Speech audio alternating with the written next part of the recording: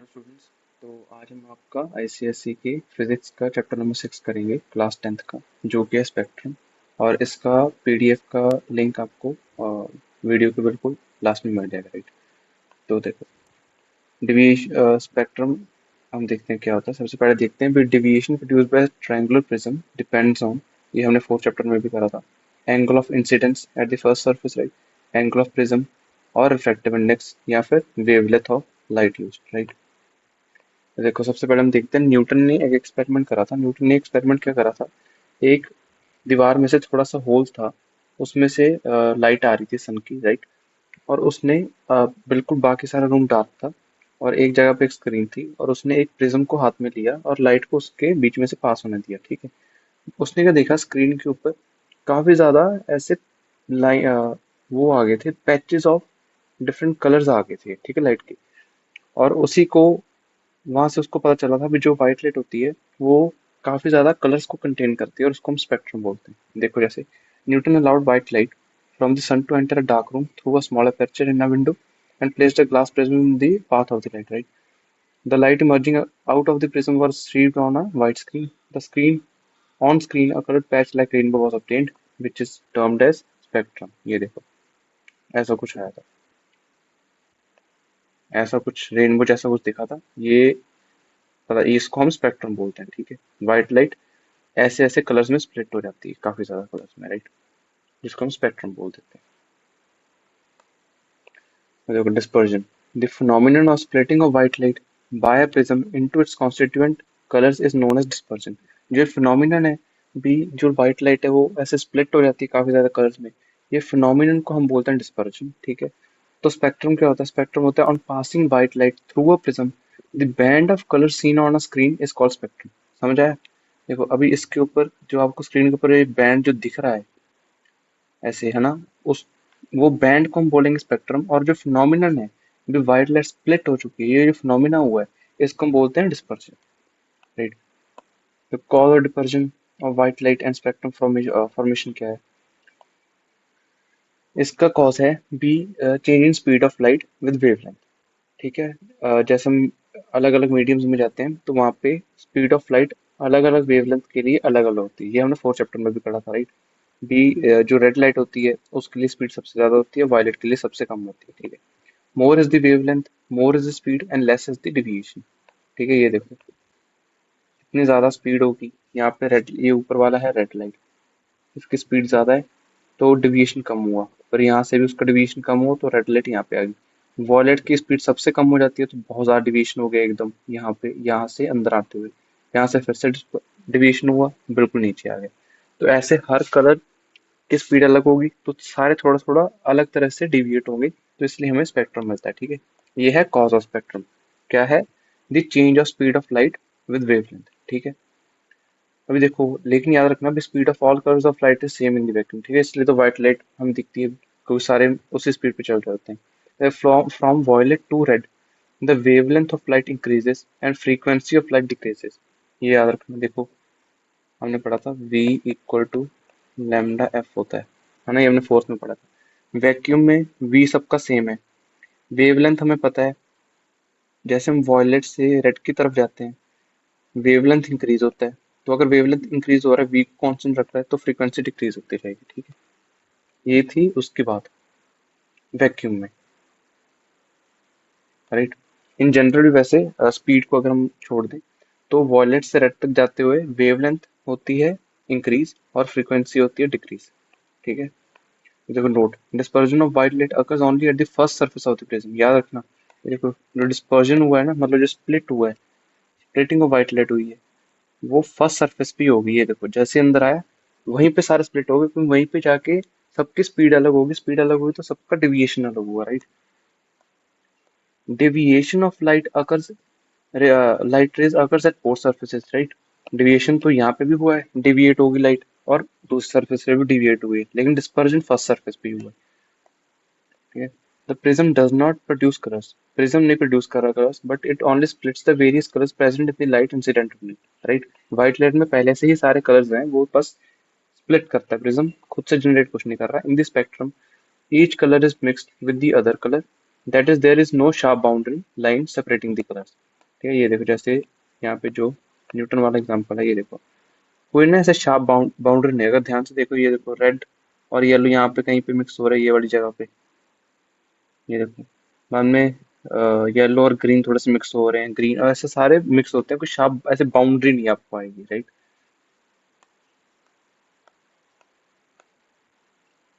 अभी देखो electromagnetic spectrum.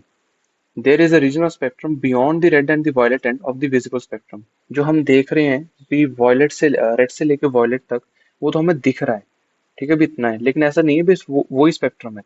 जो लाइट उधर से आ रही है ना, जिस जो प्रिज्म डिविएट कर रहा है, इसके ऊपर भी स्प्लिट हुई हुई है, नीचे स्प्लिट हुई हुई है। बस ये सिर्फ विजिबल रेंज है स्पेक्ट्रम की, जो हम देख सकते हैं।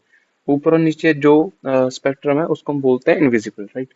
The part of spectrum beyond the red extreme and the violet extreme is called the invisible spectrum. ये देखो the complete electromagnetic spectrum in the increasing order of their wavelengths, अगर हम दूसरी तरह से बोले तो decreasing order of their frequencies, is given below. सबसे पहले गामा रे, राइट, फिर आएगा एक्सरे, देन अल्ट्रावायलेट, उसके बाद में आता है विजिबल, फिर इंफ्रारेड, फिर माइक्रोवेव, फिर रेडियो। ये याद रख लो, इस पैटर्न को याद रख लो। Gamma, x-ray, ultraviolet, visible, infrared, microwave और रेडियो। ये तीनों तो आपको सीधे ही याद होने चाहिए। देखो वॉयलेट से अगर हम और पीछे जाएंगे तो वो होगा अल्ट्रावायलेट, ठीक है, अल्ट्रावायलेट। रेड से हम और इधर जाएंगे तो वो होगा इंफ्रारेड, रेड से कम मतलब इंफ्रारेड। वॉयलेट से और ज्यादा वॉयलेट मतलब अल्ट्रावायलेट, राइट। फिर इधर वाले आपको याद रखने पड़ेंगे, इधर वाले साथ में याद रखने पड़ेंगे, राइट।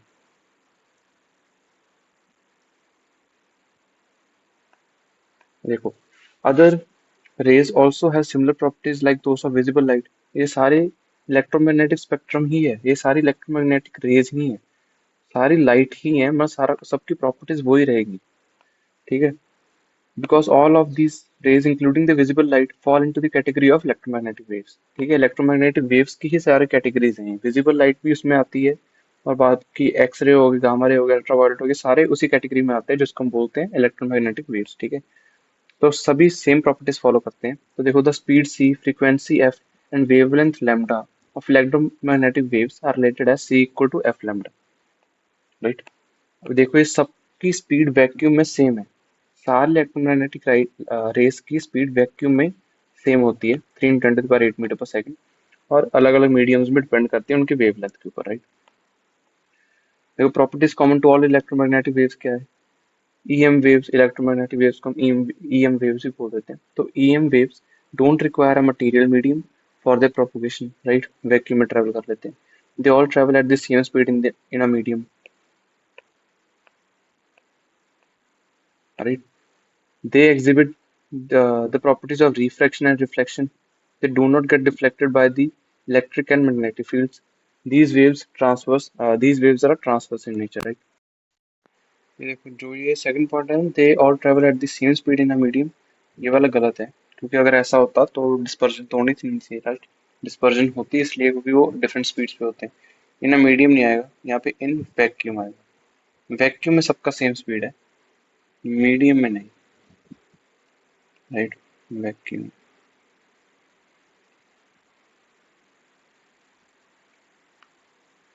तो देखो अगर अभी हम अलग अलग जो कैटेगरीज हैं इलेक्ट्रोमैग्नेटिक वेव्स की उनको स्टडी करेंगे। सबसे पहले आता है gamma rays. Most energetic rays होते हैं ये, ठीक है, with wavelength less than 0.1 angstrom, ठीक है। इसके सोर्सेज क्या है। मोस्ट एनर्जेटिक है, इसका मतलब सबसे ज्यादा इनका फ्रीक्वेंसी सबसे ज्यादा है। ऐसे ऐसे देखो, ऐसे ऐसे ऐसे ऐसे करते हैं तो बहुत ज्यादा एनर्जेटिक होते हैं। एनर्जी एक वेव की उसके फ्रीक्वेंसी के साथ रिलेटेड होती है, right. Most energetic rays with wavelength less than 0.1 angstrom. Sources क्या हैं? They are obtained in radioactive emissions and are also present in cosmic radiations, right? जो radioactive decay होते हैं तो उनमें गामा रेडिएशन बहुत ज़्यादा पाई जाती है, right? इनकी प्रॉपर्टीज क्या है। Like X-rays, they cause fluorescence when they strike the fluorescent material such as zinc sulfide। Fluorescence होता है जो जैसे मानकर यहाँ जो वो नहीं होता, डार्क में भी ग्लो हो रहा होता है। जैसे आपने कभी देखा होगा, एक क्रैक्स आते होते थे पहले खाने वाले, उनमें से ना एक रिंग निकलती होती थी। वो जैसे अब अभी आप लाइट में रखोगे तो आपको नॉर्मल लग रही है, जब भी आप उसको डार्क में लेके जाकर ग्लो होती रहेगी थोड़ा टाइम तक, तो उसी को फ्लोरेसेंस बोलते हैं, राइट। तो एक्सरेज की तरह गामा रेज भी एक मटेरियल होता है जिंक सल्फाइड जिसमें फ्लोरेसेंस दिखा सकते हैं, राइट। दूसरा क्या है, they can easily penetrate through thick metallic plates, क्योंकि इनकी एनर्जी बहुत ज्यादा होती है तो मेटेलिक प्लेट्स को भी आराम से पेनिट्रेट होकर दूसरी तरफ निकल जाती हैं, राइट। यूजेस क्या है, uses in medical science to kill cancer cells. ठीक है, बहुत ज्यादा एनर्जी होती है तो इसलिए इनको यूज करा जाता है कैंसर सेल्स को किल करने के लिए, राइट। दूसरा क्या है, एक्सरेज। एक्सरे में पता है हम एक्सरे करवाते होते हैं अपने बोन्स का, वो सारा कुछ, राइट, वो वाले एक्सरेज हैं। Have wavelength in the range 0.1 angstrom to 100 angstrom, right. Sources क्या है, obtained from a heavy metal target of high melting point when highly energetic cathode rays are stopped by it। एक आप heavy metal target हो गए, heavy metal हो गए, उसका एक बार ले लो जिसका हाई मेल्टिंग पॉइंट है, उसके ऊपर आप इलेक्ट्रॉन्स को बोम्बार्ड करवाओगे, राइट, एक इलेक्ट्रॉन बीम को बोम्बार्ड करवाओगे, तो वो जो हमारा मेटल है ना, वो एक्सरेज को एमिट करते हैं, राइट, वो एमिट करेगा। तो इनकी प्रॉपर्टीज क्या एक्सरेज की, they strongly affect the photographic plate, ठीक है। Like gamma rays, they cause fluorescence when they strike the fluorescent material such as zinc sulfide। ये वाला पॉइंट मैंने इसलिए दोनों में लिखा है क्योंकि एक तो कॉमन पॉइंट हो गया एक्सरे में और गामा रे में, और ये थोड़ा सा इंपॉर्टेंट भी है, राइट। इसके ऊपर थोड़ा सा क्वेश्चन आ जाता है जिंक सल्फाइड को कौन फ्लोरेसेंस करवा सकते हैं, ठीक है। They can penetrate through the human flesh but not through bones, इसलिए तो हम एक्सरे देखते होते हैं, राइट। ह्यूमन फ्लैश से पेनिट्रेट हो जाते हैं, बोन से पेनिट्रेट नहीं हो पाते, इसलिए हमें ऐसा एक्सरेज मिल जाते हैं, राइट। यूजेस क्या है, use for detection of fractures in the bones, teeth etcetera, right. Ultraviolet radiations have wavelength from 100 angstrom to 4000 angstrom। Sources क्या है, electric arc and sparks give ultraviolet radiations, और सबसे जो कॉमन सा सोर्स है वो क्या है, सन। प्रॉपर्टीज, अल्ट्रावायलेट वही होती है यूवी रेज, राइट। प्रॉपर्टीज क्या होती हैं, it can pass through quartz, ये भी याद रखना। ये वाला थोड़े से जो भी मैंने यहाँ पे प्रॉपर्टीज वगैरह और पॉइंट्स लिखे हैं ना, ये ऑलमोस्ट सारे वो हैं जो बहुत ज्यादा इंपॉर्टेंट है, ठीक है, तो आप इनको याद कर लेना। बुक में काफी कुछ दिया हुआ है इसलिए मैंने काफी शॉर्ट नोट्स बनाए हैं इसके लिए, ये लेकिन ये सारे इंपॉर्टेंट है। It can pass through quartz but can be absorb by glass, ठीक है, क्वार्ट्स से तो पास हो जाता है लेकिन अगर आप ग्लास रखोगे तो ग्लास से पास नहीं हो पाता ultraviolet rays, right. They also strongly affect the photographic plate, ठीक है। They produce fluorescence on striking zinc sulphide, ये देखो अभी तीनों में ये कॉमन चीज आ गई, ये भी फ्लोरेसेंस करवाते हैं जिंक सल्फाइड पे, गामा रेज भी करवाते हैं, एक्स रेज भी करवाते हैं। It can cause skin cancer, है ना, ये तो आपने सुना होगा ना, बी यूवी रेज को अगर हम ज्यादा एक्सपोज हो जाते हैं जो सन की यूवी रेज होती हैं तो स्किन कैंसर हो जाता है। ये यहाँ कहाँ पे ज्यादा प्रोन होते हैं हम स्किन कैंसर के, जहाँ पे ओजोन होल होता है, राइट। लेकिन ओजोन जो लेयर होती है वो हमें बचा के रहती है, इसलिए हम बोलते होते हैं बी ग्लोबल वार्मिंग और ये सारी चीजों का हम थोड़ा सा ध्यान रखें। देखो अभी यूजेस क्या है, फॉर स्टेरिलाइजिंग पर्पसेस, ठीक है, स्टेरिलाइज करने के लिए। For detecting purity of James, जो जेम्स की प्योरिटी नहीं देते होते आप, आपने देखा होगा जो ज्वेलर्स होते हैं वो एक ऐसे रेस ही मार के ऐसे देखते होते हैं ना, तो अल्ट्रावायलेट रे ही मार रहे होते हैं, right. In producing vitamin D in foods of plants and animals, ठीक है। और visible light have wavelength from 4000 angstrom to 8000 angstrom. ये जो मैंने ऊपर ये इस चैप्टर में ऑलमोस्ट जो भी कुछ भी लिखा ना वो सारा कुछ इंपॉर्टेंट है, ये भी आपने याद करना है, इनकी रेंजेस सबके लिए, ठीक है। सोर्स क्या है, सन है ना, ऑब्वियसली। लाइट बल्ब है, फ्लेम है, जो भी मैं जिसको भी हम देख पा रहे हैं जिसकी वजह से हम रोशनी हो जाती है, राइट, उसको उसका सोर्स है, वहां से विजिबल लाइट आती है, राइट। तो यूजेस क्या है इसके, to see everything around us, right, in photosynthesis in photography, ये सारा कुछ। Infrared radiations have wavelength from 8000 angstrom to 10 to the power 7 angstrom, ठीक है, दैट इज 1 मिलीमीटर। तो डिटेक्शन, हम इसको डिटेक्ट कैसे कर सकते हैं, move blackened bulb thermometer past red end of the spectrum a large heating effect is observed. अभी देखो जो इंफ्रारेड रेडिएशंस होती है ना, ये बहुत ज्यादा हीटिंग इफेक्ट कॉज करती हैं, ठीक है। तो आप ऐसे करना, जब भी जो ऐसे प्रिज्म से आप देख रहे हो भी यहाँ पे स्पेक्ट्रम है, तो आप एक थर्मामीटर लो जिसका एक एंड आप ब्लैक कर दो। ब्लैक क्यों, क्योंकि ब्लैक जो कलर होता है वो ज्यादा एब्जॉर्ब करता है ना हीट, तो इसलिए हम उसको ब्लैक करते हैं।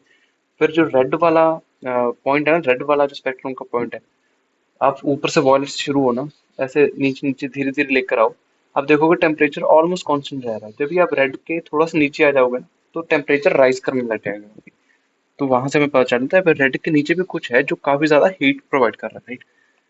तो सोर्स क्या है, all red hot bodies such as heated iron ball, flame, fire, sun etcetera. जो हम जैसे बैठे होते हैं ना, जैसे हम आगे बॉनफायर लगा लेते हैं और हमें हीटिंग इफेक्ट मिल रहा होता है। वो जो हीटिंग इफेक्ट है ना, वो इंफ्रारेड रेडिएशंस की वजह से है, क्योंकि वो बॉनफायर इंफ्रारेड रेडिएशंस इमिट कर रहा है काफी ज्यादा क्वांटिटी में, ठीक है। तो प्रॉपर्टीज क्या है इसके? They do not affect the ordinary photographic plate, इतनी एनर्जी नहीं है इनमें, राइट। अब्सॉर्ब बाय ग्लास, ग्लास से भी अब्सॉर्ब हो जाते हैं, but they can pass through rock salt, ये भी याद रखना। इंफ्रारेड रॉक सॉल्ट से पास हो जाते हैं, लेकिन ये भी ग्लास से वो है, अब्सॉर्ब हो जाते हैं। अल्ट्रावायलेट क्या था? भी वो ग्लास से अब्सॉर्ब हो जाते हैं, क्वार्ट्ज से पास कर देते हैं, राइट। तो ये देखो, तीसरी तीसरी प्रॉपर्टी क्या है? They can penetrate deep inside the atmosphere even in fog, ठीक है, याद रखना। ये ज्यादा डिस्पर्स नहीं होंगे क्योंकि इनकी वेवलेंथ ज्यादा है, राइट। ये ज्यादा ऐसे डिस्पर्स नहीं होते क्योंकि इनकी वेवलेंथ ज्यादा है। तो they can penetrate deep inside the atmosphere even in fog. They can cause skin Burns, है ना। वही है ना, जैसे अगर आप धूप में काफी टाइम रहोगे, नहीं तो मान के चलो जैसे बॉन फायर के आप बिल्कुल काफी पास चले जाओगे तो वो स्किन बर्न्स हो जाते हैं ना, तो वही इंफ्रारेड रेडिएशन की वजह से हो रहा है। तो वो यूजेस क्या है? Use for photography in night, right, and in mist and fog because they are not much scattered. ठीक है, ये हम फिनोमिनन आगे पढ़ेंगे भी इसी चैप्टर में, थोड़ा टाइम बाद आएगा भी जितनी ज्यादा वेवलेंथ होती है उतना ही स्कैटरिंग इफेक्ट कम होता है, right? तो use for signals during war because they are invisible and they do not get absorbed in the medium, ठीक है।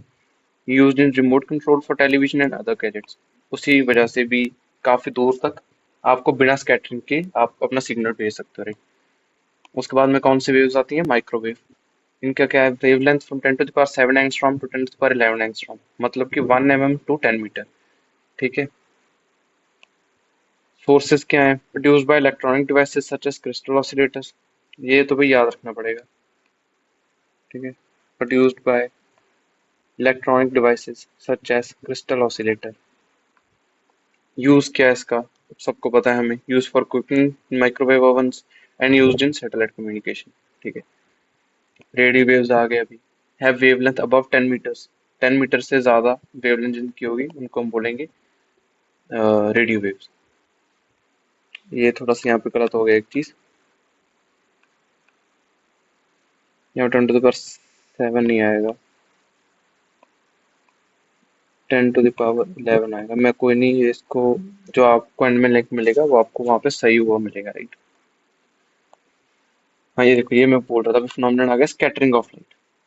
We see that the path of sunlight entering a dark room through a fine hole because of scattering of sunlight by dust particles present in the path। अभी आपने देखा होगा, अगर बिल्कुल dark room है और एक छोटा सा होल है जहाँ से सनलाइट आ रही है, तो आपको काफी ज्यादा डस्ट डस्ट पार्टिकल्स दिख रहे हैं ना। और जो आपको लाइट दिख रही है ना जाती हुई, वो आपको दिख ही इसलिए रही है क्योंकि जो डस्ट पार्टिकल्स है वो सारे उसको स्कैटर कर रहे हैं, लाइट को, ठीक है। तो इसीलिए हमें वो दिखता है। तो ये भी याद रखना, ये वाला पॉइंट भी, ये कभी कभी पूछा जा सकता है भी आपको जो दिख रहा होता है वो क्यों दिख रहा होता है, कौन से फिनोमिनन की वजह से दिख रहा है। तो वो है स्कैटरिंग ऑफ लाइट। स्कैटरिंग की भी डेफिनेशन क्या है? Scattering is the process of absorption and then reemission of light energy, ठीक है। ये काफी सारे मटेरियल्स करते हैं, एटम्स क्या करते हैं? लाइट को अब्जॉर्ब करेंगे और फिर लाइट को एमिट भी कर देंगे, ठीक है। तो उसी को बोलते हैं हम scattering. The air molecules of size smaller than the wavelength of incident light absorb the energy of incident light and then re-emit it without change in its wavelength, ठीक है। वैसे ही लाइट को री-एमिट कर देंगे, पहले उसको अब्सॉर्ब करेंगे फिर री-एमिट कर देंगे। और एयर मॉलिक्यूल्स ऑफ साइज क्या है? Smaller than the wavelength of incident light, याद रखना। Size smaller than the wavelength of incident light, right. अब रिलेशन क्या है? Relation between intensity of scattered light and its wavelength, ये याद रखो। I directly proportional to 1/λ⁴। तो अगर देखा जाए इनवर्सली प्रोपोर्शनल टू वेवलेंथ हो गया एक हिसाब से, टू द पावर 4 हो गया, लेकिन तो therefore from the incident white light, violet light is scattered most क्योंकि उसकी वेवलेंथ सबसे कम है, and red light is scattered least क्योंकि उसकी वेवलेंथ सबसे ज्यादा है, राइट।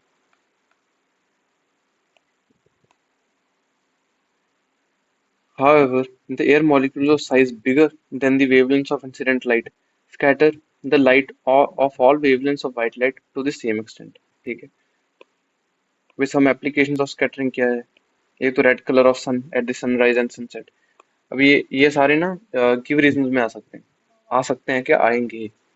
ये जो सारे पॉइंट है ये गिव रीजन में आएंगे भाई। Give reason why we see red colour of sun at the sunrise and sunset. ठीक है, ये सारे गिव रीजन आपने पढ़ लेने हैं। मैं भी थोड़ा थोड़ा आपको बता देता हूँ अभी। ये सारे मैंने यहाँ पे पेस्ट करे हुए हैं आपके बुक में से, right.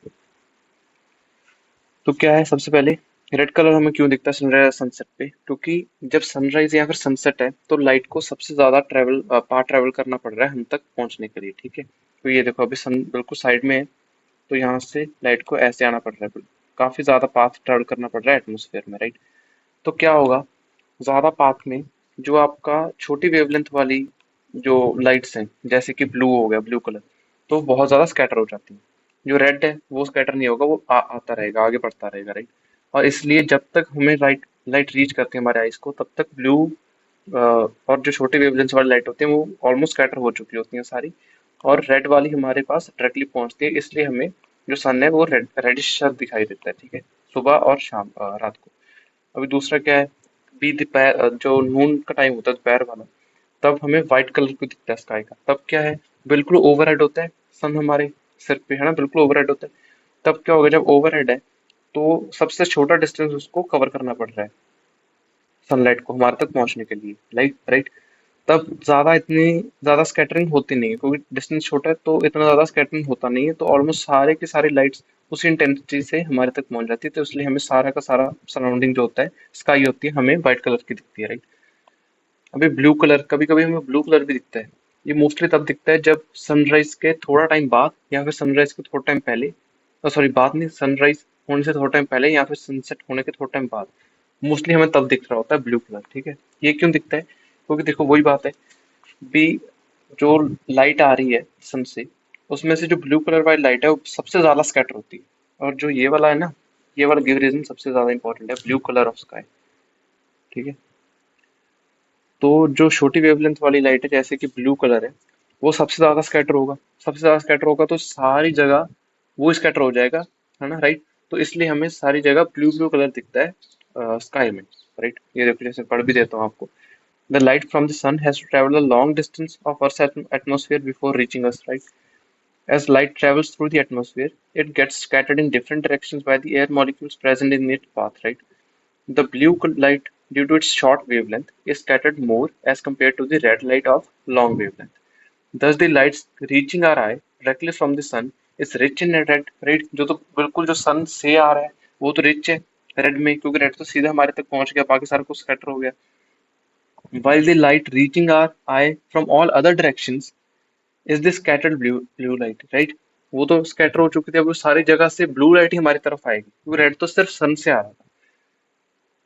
Therefore, the sky in all directions other than the direction of the sun is seen blue. कभी भी आप देखना, अगर तो आप सन की तरफ देखोगे, सनराइज और सनसेट की तरफ जब टाइम होगा तभी देखना, तो वो वाला जो है डायरेक्शन है वो तो आपको रेडिश सा दिखेगा। अगर आप उसके ऑपोजिट तरफ देखोगे या फिर साइड में देखोगे, तब आपको वो वाला सारे डायरेक्शन ब्लू दिखेगा, राइट।